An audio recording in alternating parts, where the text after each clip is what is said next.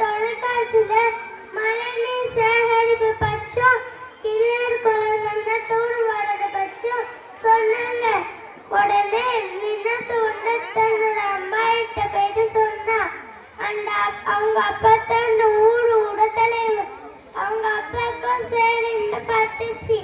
உடனே கிராம மக்கள் எல்லாத்தையும் கூப்பிட்டு நம்மளும் கிணறு குளங்கள்னால் தூர் வாரணும், மழைநீர் சேகரிப்பு தொட்டி கட்டணும் அப்படின்னு சொன்னாங்க. உடனே கிராம மக்கள் எல்லாமே ஏத்திக்கிறாங்க. கிராம மக்கள் எல்லாமே சேர்ந்து கிணறு குளங்கள்ல தூர் வாரினாங்க, மழைநீர் சேகரிப்பு தொட்டி கட்டுனாங்க.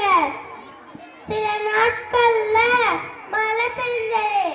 அங்க இருக்கிற கிணறு குளங்கள் எல்லாமே நிரம்பிடுச்சு.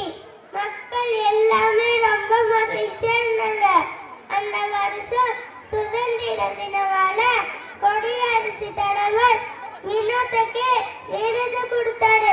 சுற்றுச்சூழல் பாதுகாப்பு அனைவரின் பொறுப்பு என்பதை உயர்ந்த நாள்ல அந்த கிராமத்துக்கு மற்ற கிராமத்துக்கும் முன்னேறு கிராமமா இருந்துச்சு.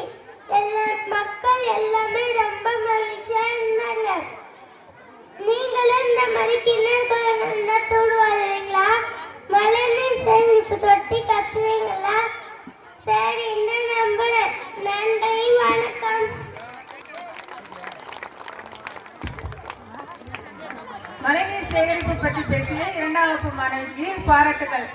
எல்லாரும் நல்லா நிறைய